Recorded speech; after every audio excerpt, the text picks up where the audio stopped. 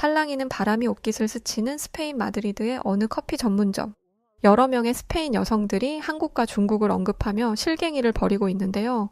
대체 왜 이 스페인 여성들은 아시아 국가인 한국과 중국을 언급하며 대립하고 있던 것일까요? 그럼 오늘 사연 시작합니다.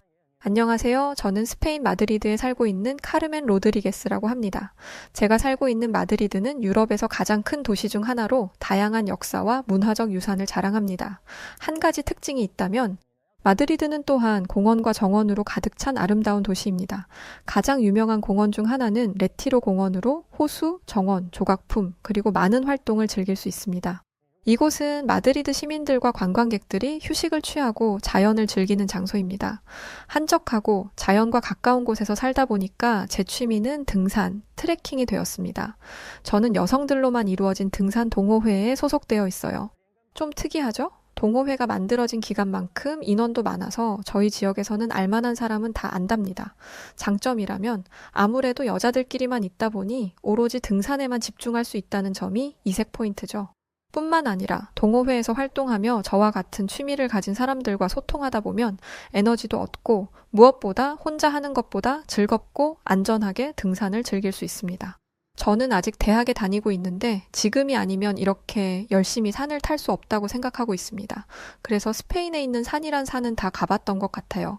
스페인 안달루시아 지역에 있는 무라시엘라 산에도 올라봤고 스페인 그라나다 근처에 위치한 시에라드 후에타도 갔는데 이곳은 자연 경관이 좋아서 등산객들에게 인기가 많았던 곳이기도 했죠. 비행기까지 타고 해외에 있는 산에도 여러 번 갔었습니다. 남들이 보면 겨우 산 하나 타려고 비행기까지 타냐고 할 수도 있겠지만 저는 그 정도로 등산에 진심입니다. 심지어 이게 다가 아니라 블루마운틴과 그랜드 캐년 등 누구나 한 번쯤 가보고 싶어 하는 곳도 저는 몇 번이고 방문했었습니다. 저는 단순히 산을 타는 게 아니에요. 폭포나 강, 동물 등 산이 주는 아름다움 자체를 느끼려고 한 것이죠. 그런데 이렇게 등산을 좋아하는 저도 똑같은 산을 계속 가니까 등산이 조금 지루하게 느껴지더라고요. 그래서 이번엔 한 번도 가보지 못했던 곳을 정해서 해외 등산을 떠나기로 계획했습니다. 저는 저희 동호회에서 저와 생각이 같은 사람들을 모집했는데요. 아무래도 해외로 가는 거다 보니 총 11명의 인원으로 그리 많지는 않은 인원이 모였죠. 그렇게 모인 저희들은 해외까지 나가서 등산을 할 정도로 등산에 진심인 사람들이었기 때문에 그 어느 때보다 열정적으로 등산 계획을 하기 시작했습니다.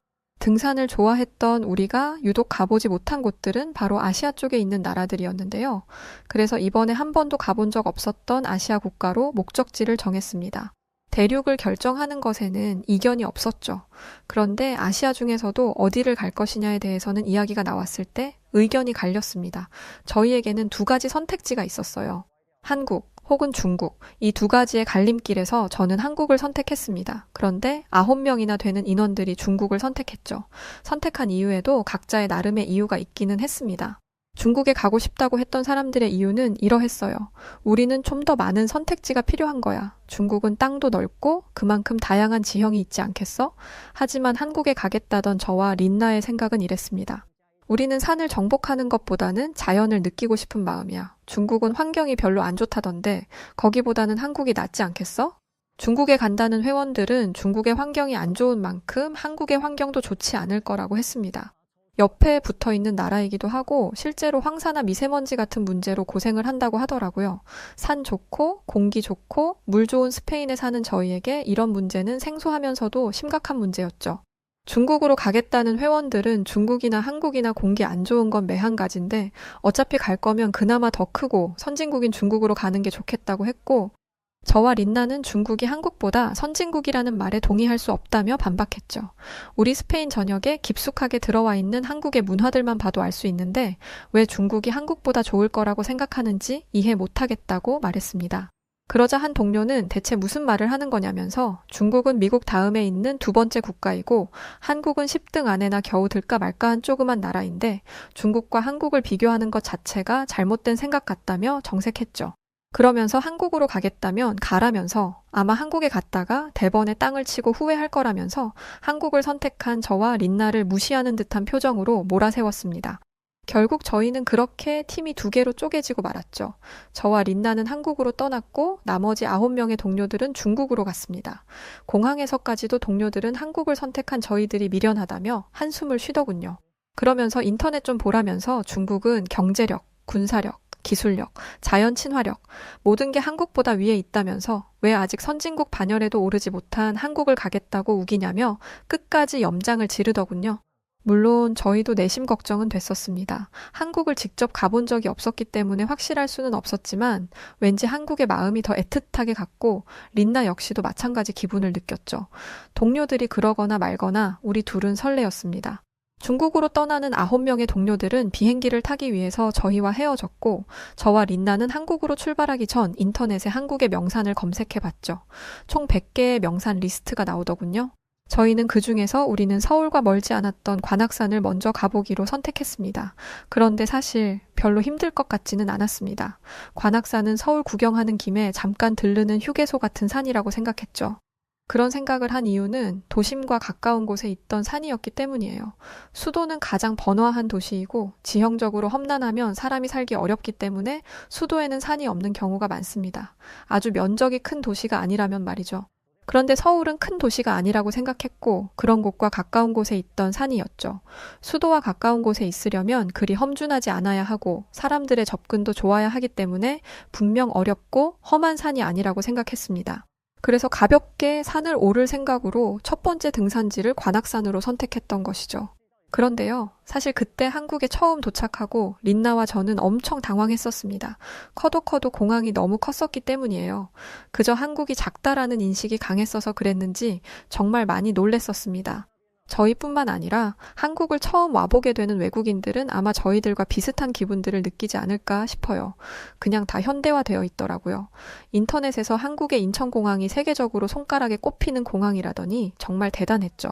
저희는 바로 숙소로 가서 짐을 내려놓고 서울을 잠시 들러 구경했다가 관악산으로 가기로 하고 버스를 타고 서울 도심까지 이동했습니다. 그런데 서울로 가까워지면 가까워질수록 저희는 의아함을 감출 수가 없었어요. 왜냐하면 서울까지 가는 길에 초록빛 풍경이 굉장히 많았거든요. 그것도 숲풀로 우거진 산들도 많았습니다. 저기 멀리 보이는 거 설마 산인가? 우리 여기까지 오는 동안 엄청나게 많은 산들을 봤어. 어떻게 이럴 수가 있지? 평지가 거의 없는데? 저희가 놀란 건 한국엔 평지가 없고 평지보다 산이 많다는 것이었어요. 한국에 오기 전 한국 국토의 70%가 산이라는 이야기를 봤었는데 그때는 이해가 안 됐던 내용이 실제로 보니까 이해가 되더라고요. 스페인은 땅이 많은 만큼 평지도 많습니다. 그래서인지 산으로 둘러싸여 있는 한국의 모습이 매우 신기하게 느껴졌죠. 저와 린나는 서울에 도착하기 전부터 한국에 오는 것이 잘한 선택이었음을 확신할 수 있었습니다. 그리고 마침내 서울에 도착했을 때 저희는 9명이나 되는 다수의 의견을 따르지 않고 꿋꿋하게 한국행을 고집한 자신을 칭찬할 수밖에 없었어요. 왜냐하면 서울은 신세계 그 자체였기 때문이었죠. 버스에서 내리자마자 눈앞에 펼쳐진 빌딩 숲도 놀라운 일이었는데 한국의 체계적인 교통 시스템은 스페인 마드리드와는 전혀 다른 수준이었습니다. 저희는 첫 번째 대중교통으로 지하철을 탔는데요. 여기서 가장 놀란 건 사람들의 시민의식이었습니다. 린나가 교통카드를 만들면서 씨름하는 동안 개찰구를 계속해서 보고 있었는데 아무리 봐도 무임승차를 하는 사람들이 안 보이더라고요. 모든 사람이 카드를 찍고 지하철을 타는데 한참을 지켜봐도 돈을 안 내고 그냥 타려는 사람들을 볼 수 없어서 놀랐습니다. 그래서 지하철 안에서 무임승차를 잡아내는 사람이 있을 거라고 생각했거든요. 사람이 직접 다니면서 승차권을 확인하고 무임승차가 걸리면 100배의 금액을 벌금으로 낸다든지 뭐 그런 거 말이죠. 제가 왜 이런 생각을 했냐면 마드리드가 이렇기 때문이에요. 그런데 저는 여행하는 내내 검표를 하는 사람을 단 한 번도 보지 못했습니다. 이렇게 엄하게 감독하는 사람이 없어도 질서가 지켜지는 게 얼마나 놀라운 일인지 아시나요? 해외로 등산을 위해 많은 국가들을 가봤지만 이런 나라는 제가 단 한 번도 본 적이 없었어요. 근데 이것뿐만이 아니고 한국 지하철 요금도 놀랍더군요. 저희는 지하철을 타고 꽤나 긴 거리를 이동해야 했거든요. 그래서 당연히 지하철 요금이 2배 이상 더 나올 거라고 생각했습니다. 그런데 지하철을 나오는 개찰구에서 카드를 찍었더니 고작 한국 돈 200원만 더 청구가 된 거예요. 저는 숫자의 오류가 난 줄 알았다니까요. 그런데 정말 놀랍게도 린나도 저와 똑같이 고작 200원의 추가금만 결제되었습니다. 마드리드에서는 거리별로 금액을 추가적으로 받는데 조금만 멀리 가도 2.5배에서 3배는 금액이 뜁니다. 이렇다 보니 스페인 마드리드에서는 교통비가 부담이 되는 게 사실이에요. 그러니 저희 입장에선 놀랄 수밖에 없던 거죠. 지하철에서 나와서도 저희는 계속 신기한 경험을 하게 되었는데요. 사실 버스를 탔을 때도 마찬가지였어요. 버스 카드를 찍었는데, 아니 글쎄, 기계의 숫자가 0으로 찍히는 거예요. 저희는 그래서 벌써 교통카드에 있던 돈을 다 쓴 줄 알고 깜짝 놀라 버스에서 내리려고 했습니다. 그랬더니 버스 기사님이 저희를 불러 세우시더라고요. 혹시 뭔가를 잘못했나 싶어 어리둥절해서 다시 버스에 올라탔는데 결제가 된 게 아니라 글쎄 환승이 된 거더라고요. 저는 지하철이랑 버스랑 환승이 된다는 걸 처음 알았습니다. 아니 2,000원도 안 되는 돈으로 지하철과 버스를 함께 탈 수 있다니 이게 진짜 믿겨지는 일인가요? 절대 마드리드에서는 있을 수 없는 일이라 정말 한국 대단하다 싶었었습니다.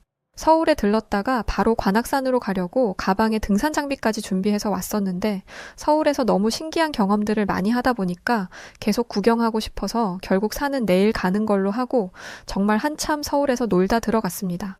다음 날 저희는 아침 일찍 일어나서 저희가 한국에 왔던 목적인 관악산으로 향했습니다. 관악산 초입에 선 저와 린나는 자신감이 가득했어요. 이 정도 산이야 뭐 금방 후다닥 오를 수 있을 거라고 확신했죠. 솔직히 별거 아니라고 생각했었어요. 그냥 가벼운 동네 뒷산 정도? 가볍게 몸이나 풀자는 생각으로 찾아왔던 곳이었으니까요. 다른 유명한 명산들에 비하면 한국산은 다 쉬울 거라고 예상했습니다. 그런데 저희가 이런 자신감을 더 가질 수 있게 했던 이유가 있었어요. 바로 관악산에 올라가는 분들 중 대부분이 저희 할머니, 할아버지 정도 되시는 어르신 분들이었기 때문이에요. 저런 어르신분들도 가벼운 마음으로 산을 오르는데 평소 산에 오르는 걸 취미로 하기도 했었고 또 젊었던 저희들이니 전혀 어려울 것이 없다고 생각했던 거죠. 관악산을 보여주는 지도를 보니까 산을 오르는 다양한 코스가 있다는 걸 알았습니다. 그래서 저희는 단 1초의 고민도 하지 않고 그나마 가장 어렵다는 코스를 선택해서 산을 오르기로 마음먹었죠. 하지만 이 선택은 한국산을 우습게 보고 거만한 생각을 했던 저희들이 아주 크게 혼쭐이 나는 선택이었습니다. 알고 봤더니 이 서울 근교에 있던 관악산은 관악산이라는 이름 중간에 악이라는 명칭이 정말 산을 오르다 악소리가 날 만큼 힘들다는 것을 의미했던 것이죠. 코스만 700개가 있을 정도라는 관악산은 1시간 이내로 다녀올 수 있는 가벼운 코스도 있었고 정말 죽을 만큼 힘든 악소리 나는 무시무시한 코스도 있었던 것입니다. 그걸 알 리 없었던 저희는 무턱대고 서울 근교에 있는 산이니 어렵지 않을 거라고 쉽게 생각했던 것이었죠. 해발 629m의 관악산에서 정말 저와 린나는 온 몸에 땀을 뻘뻘 흘렸을 만큼 애먹으며 올랐었습니다. 아무리 올라가도 끝이 보이지 않았죠. 그리고 바닥은 또 왜 이리 울퉁불퉁한 건지 관악산을 만만하게 보고 트레킹 운동화도 챙겨오지 않았던 저희는 발바닥을 타고 올라오는 통증을 고스란히 느끼며 산을 올라야 했어요. 숨이 턱 끝까지 차올라서 잠시 쉬어가고 있는데 위에서부터 사람들이 내려오는 거예요. 그분들은 저희와 비슷한 시간에 출발했던 어르신들이었습니다. 저희는 땀을 뻘뻘 흘리고 있는데 그분들은 땀 한 방울 안 난 듯 힘든 기색 없이 오히려 개운한 표정으로 산을 내려오고 계셨죠. 저와 린나는 멍하니 그분들을 볼 수밖에 없었어요. 저희는 혼란에 빠졌습니다. 어르신들도 쉽게 오르는 산을 20대 초중반인 우리가 오르지 못하다니 우리의 체력이 엉망인 건가? 라는 생각과 한국 어르신들의 체력이 다른 나라 사람들은 범접조차 할 수 없는 것이라는 생각이 교차되면서 혼란스러웠죠. 저희는 둘 다 정답이라고 결론 내렸습니다. 등산 동호회 출신이라는 자부심과 젊음의 패기로 다시 산을 올라가던 저희는 얼마 지나지 않아 큰 위기에 봉착했습니다. 바로 린나가 발목을 살짝 삔 것이었어요. 린나는 등산화가 아니라 일반 운동화를 신고 있었는데 다리에 힘이 풀리면서 발목이 꺾였습니다. 등산화를 신었다면 신발이 발목을 잡아줬을 테지만 운동화를 신고 왔으니 다치는 건 순식간이었죠. 아주 못 걸을 정도는 아니었지만 가파른 내리막길을 걸어가는 건 힘들었습니다. 어쩌지 하면서 린나의 발목을 요리조리 살피고 있는데 등산을 마치고 내려오는 등산객 3명과 마주치게 되었어요. 나이가 되어 보이시던 어르신 여성분들은 가방에서 스프레이 파스 같은 것을 꺼내더니 린나의 발목에 뿌리기 시작했습니다. 그리고 나니 갑자기 어떤 분은 가방에서 압박 붕대를 꺼내시더라고요. 그리고는 아주 능숙한 손길로 린나의 발목을 칭칭 감기 시작했습니다. 저는 무슨 구급대에서 나온 줄 알았습니다. 혹시 이분들 조난당해 본 적 있으신가? 라는 우스운 생각까지 들었을 정도였죠. 린나는 은인분들의 손에 이끌려 무사히 하산할 수 있었습니다. 그러면서 한 분은 저에게 오이를 주시더라고요. 갑자기 웬 오이인가 했는데 저는 등산할 때 오이를 먹는 게 수분 보충에 큰 도움이 된다는 걸 처음 알았습니다. 물만 마셨을 때는 쉽게 해소가 안 됐던 갈증이 금방 해소되는 게 너무 신기했어요. 그동안은 동호회 사람들에게서만 등산 꿀팁을 들었었는데 진짜 고수들이 여기 있더라고요. 저는 말은 통하지 않았지만 그분들이 가지고 있는 등산 관련 제품들에 대해 하나하나 물어봤습니다. 손짓, 발짓, 몸짓 다 섞어가며 소통하는데도 얼마나 즐겁던지. 언어도 다르고 문화도 다르지만 공통된 관심사 하나만으로도 이렇게 가까워질 수 있다는 게 기뻤어요. 너무 행복한 순간이었습니다. 한국에서 이런 경험들을 할 거라고는 정말 상상하지도 못했었거든요. 그리고 그 어르신분들의 손에 이끌려 산 초입에 있는 식당으로 들어갔는데요. 한국은 산에서 내려오면 이 음식을 먹어야 한다며 어르신분들이 데려간 것이었죠. 한국 등산의 고수분들이 데려간 식당이기 때문에 기대하며 음식을 기다리고 있었습니다. 그런데 저희 앞에 나온 음식을 보고 저와 린나는 크게 당황할 수밖에 없었어요. 왜냐면 웬 다 찌그러진 냄비에 허연 고기가 둥둥 떠 있는데 이게 무슨 음식인가 싶더라고요. 돈 받고 파는 음식이 맞는지 의심스러울 정도로 충격적인 비주얼이었죠. 냄비라도 좋은 걸 쓰면 좋으련만 다 찌그러져서는 말이죠. 어디서 버려진 걸 주워와도 그것보다는 깨끗했을 것 같았습니다. 또 가까이서 보니 하얀 고기는 닭이었어요. 저는 닭을 물에 다 넣은 걸 처음 봤습니다. 모습이 상당히 충격적이었죠. 어떤 맛이 날지 감도 안 잡혔어요. 저희의 표정이 썩 안 좋았던 게 티가 났는지 함께 왔던 한 한국인 아주머니가 한국에서는 보양식으로 불리는 음식이라며 낯설겠지만 자신들을 믿어보라고 하시더라고요. 이 얘기를 들으니까 조금 마음이 편해졌죠. 하지만 이게 맛있어 보이는 건 별개의 얘기였습니다. 아주머니는 백숙이라는 음식에 대해 설명해 보려고 하셨지만 저희가 잘 받아들이는 것 같지 않자 아무 말 없이 가스 불을 켜셨습니다. 이내 국물이 보글보글 끓기 시작했고 저는 음식에서 풍기는 맛있는 냄새에 정신을 차릴 수가 없었어요.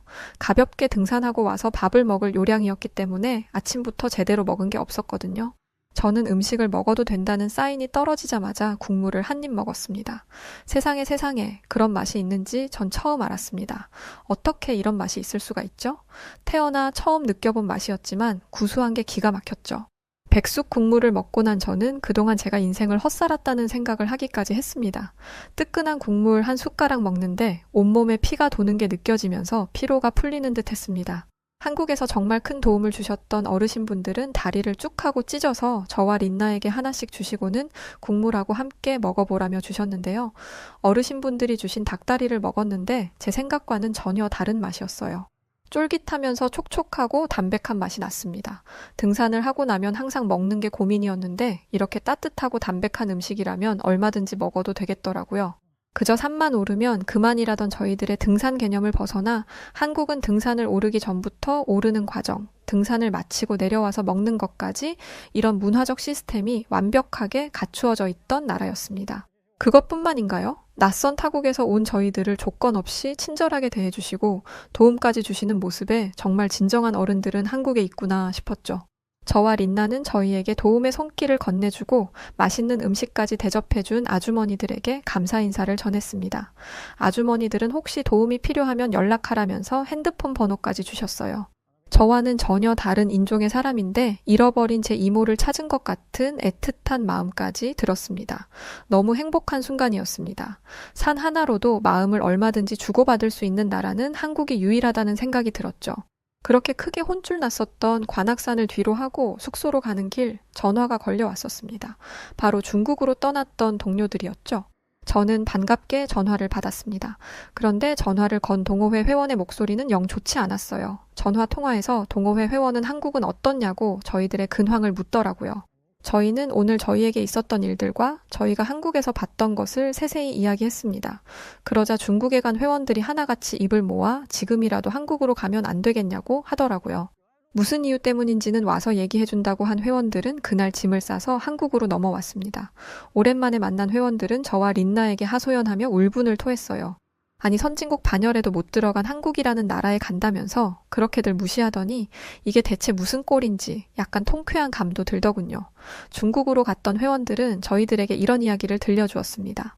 우리가 대체 산에 간 건지 쓰레기를 보러 간 건지 모르겠어. 중국의 유명 산에 갔더니 쓰레기가 천지였다고 합니다. 사람들이 가지고 온 쓰레기들이 그대로 방치되어 있어서 보기도 안 좋았고 음식물 같은 것도 그냥 버려두고 가는 탓에 음식물 썩는 냄새도 났다고 하더라고요. 동호회 회원들은 중국은 하늘이 항상 어둡더라. 베이징 공항에 내리자마자 하늘이 뿌옇길래 구름이 낀 건가 했는데 그게 미세먼지더라고. 이런 환경인데 산이라고 공기가 좋겠어? 산 위로 올라가면 올라갈수록 숨이 막히는 기분이었어. 동호회 회원들은 그렇게 중국에서 했던 등산이 인생 최악의 등산이었다고 고백했습니다. 기분 좋게 힐링하려고 갔던 산에서 스트레스만 잔뜩 받고 돌아왔다며 부디 한국은 그러지 않길 바란다고 하더라고요. 한국은 그렇지 않길 바란다니 그 소리를 듣는데 한국 사람도 아닌 제가 좀 기분 나쁘더라고요. 비교할 걸 비교해야 말이죠. 한국은 제가 그동안 가본 여러 국가들 중에서도 손에 꼽히는 국가였는데 말이죠. 저와 린나는 코웃음을 쳤습니다. 그리고는 어디 한번 당해보라며 아무 대비도 시키지 않고 회원들을 관악산으로 보냈습니다. 우린 다녀왔으니 가보라고 말이죠. 얼마 뒤 전화가 왔습니다. 다들 힘들어 죽겠는지 말도 제대로 잘 못하더군요. 어때? 관악산에 올라보니 중국과 비슷해? 라면서 비웃으며 이야기했죠. 저희는 동료들에게 산에서 좀 내려오면 만나는 식당에 있을 테니 그리로 오라고 말하고 전화를 끊었습니다. 저와 린나는 동호회 회원들을 저희가 갔던 백숙집으로 데려갔고 음식을 처음 본 회원들은 다들 저희가 처음 음식을 마주했을 때와 같은 반응이었지만 한 입 먹고 나더니 모두 그릇에 얼굴을 받고 백숙을 먹는데 열중했어요. 동료 회원들은 진작에 중국이 아니라 한국에 올 걸 그랬다고 또다시 하소연을 하더라고요. 중국에서 제대로 먹고 다니지도 못했냐고 웃으면서 질문했는데 진짜 못 먹고 다녔다는 얘기가 돌아왔습니다. 그냥 농담으로 한 말이었는데 말입니다. 그나저나 중국은 요리로 유명한 나라 아닌가요? 비록 등산은 실패했지만 음식은 실패가 없었을 텐데 저는 대체 무슨 일이 있었던 건지 물었습니다. 사건의 전말은 이러했어요. 팀원들이 갔던 산은 보통 외곽 쪽에 있고 관광객들보다는 현지인들이 오르는 산이었어요. 그곳에서는 외국인을 한 명도 못 봤다고 합니다. 그런데 외곽에 있는 것이기 때문인지 식당마다 위생이 정말 최악이었다고 해요. 먹어봤으면 맛이 있었을 수도 있겠지만 도저히 먹을 수가 없는 위생이라 결국 제대로 한 술도 뜨지 못했다고 하더군요. 대충 아무 마트 가서 스파게티 면과 소스를 사다가 섞어 먹는 것밖에 할 수 없었다고 합니다. 그랬던 사람들이 한국에 와서는 백숙을 먹었으니 저는 솔직히 눈물 안 흘린 게 대단하다고 생각했습니다. 저는 중국에서 버린 시간을 아까워하고 있는 회원들에게 이제라도 왔으니 다행이라며 위로했고 저희들은 관악산에서 한번 호되게 당했으니 제대로 준비하고 한국의 여러 산들을 다니기 시작했습니다. 하지만 다리를 다쳤던 린나는 저희가 산을 가는 동안 한국에서 병원에 다녀야 했는데요. 제가 정말 놀랬던 건 린나의 회복 속도였죠. 린나가 다 나은 과정도 정말 놀라웠습니다. 살짝 삔 거라고는 하지만 이렇게 회복이 빠를 수가 없는데 린나는 고작 3일 동안 물리치료를 받고 멀쩡하게 걸어 다녔어요. 한국의 의료기술은 정말 상상 이상이더군요. 스페인 마드리드였다면 의사 얼굴도 못 보고 자연치료 했어야 했을 텐데 한국의 의료체계는 수준 높았던 한국의 교통 시스템 체계만큼이나 상당히 높다는 걸 깨닫게 되었습니다. 린나가 치료받는 동안 동료 회원들과 북한산, 청계산, 도봉산까지 다녀왔었는데요. 린나를 두고 멀리 갈 수가 없어서 서울 근교에만 다녀서 아쉽다는 생각이 들더라고요. 린나가 무리하지 않는 선에서 등반이 가능하다는 진단을 받았을 때 저와 동료들은 한국에서는 가장 높다던 제주도에 있는 한라산을 가보기로 했습니다. 제주도를 가기 위해서는 비행기를 타야 했죠. 그렇게 도착했던 한국의 제주도는 엄청 이색적인 느낌이었습니다. 서울과는 또 다른 매력이 넘쳤던 곳이었죠. 하지만 저희의 목적은 오직 한라산이었기에 제주도에 예약한 호텔에 짐을 풀어놓고 한라산으로 떠났습니다. 한라산에 가보니까 한라산에도 여러 등반 코스가 있더라고요. 여기에서 저희는 이번에도 의견이 나뉘었습니다. 난이도 낮다는 산에 갔다가 얼마나 고생했는지 잊었냐? 한라산은 굉장히 높아서 어려울 거다. 쉬운 코스를 해도 힘들 거 그냥 쉽게 가자. 그리고 지금까지 한국 산들을 정복하면서 우리도 많이 늘었다. 이 정도야 할 수 있을 거다. 사람들이 많이 다니는 곳이라 길도 좋지 않겠냐라는 의견이었죠.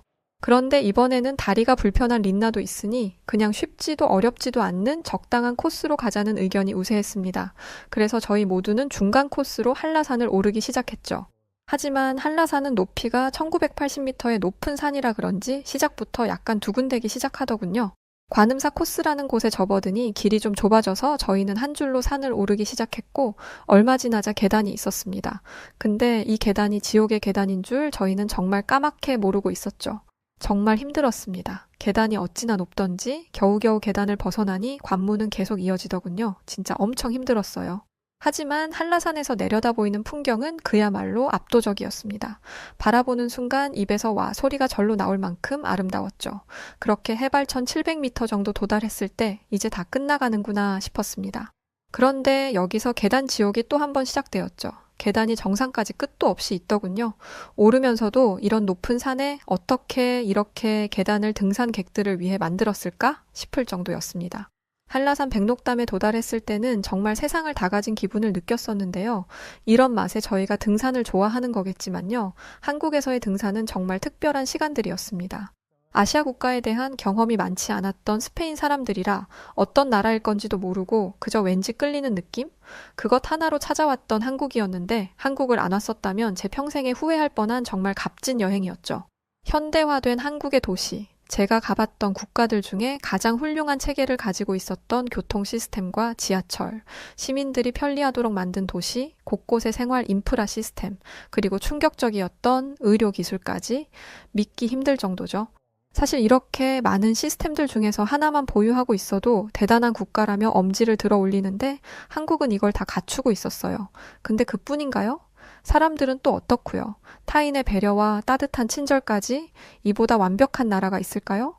저는 없다고 봅니다. 그래서 무조건 저는 다시 한국으로의 여행을 계획하고 지속적으로 찾아올 생각입니다. 한국에서 명산이라고 불리는 100개의 산 중에 고작 4군데밖에 못 갔으니까요. 한국에 와야 하는 이유가 충분하죠? 제 친구 린나 다리를 살펴주고 맛있는 백숙을 대접해줬던 어르신분들 몸 건강하시고요. 뿐만 아니라 한국의 모든 분들 늘 행복하고 값진 날들만 있길 바랍니다. 또 오겠습니다. 고마웠습니다. 안녕히 계세요. 자, 오늘 사연은 여기까지입니다. 그냥 한국에서 태어나 살다 보니까 산을 항상 품고 있던 이런 대한민국의 모습이 해외에서는 신기한 풍경이었다는 걸 오늘 알게 되었네요. 또 우리나라 등산 문화가 이렇게 훌륭했는지도 산을 저는 안 다녀봐서 몰랐는데 알게 되었습니다. 우리 여우튜브 구독자분들께서도 등산을 즐기시는 분들이 많을 거라고 생각되는데요. 늘 안전한 등산 되셨으면 좋겠습니다. 사연 보내주신 카르멘 로드리게스 씨의 에피소드 오늘 어떻게 들으셨나요? 사연이 재밌으셨다면 구독과 좋아요, 알림 설정 부탁드리고요. 그럼 지금까지 사연을 읽어드리는 여우튜브 송은지였습니다. 더 좋은 영상으로 찾아뵐 것을 약속드리면서 이만 인사드릴게요. 끝까지 시청해주신 분들 모두 고맙습니다. 감사합니다. 당신만의 여우튜브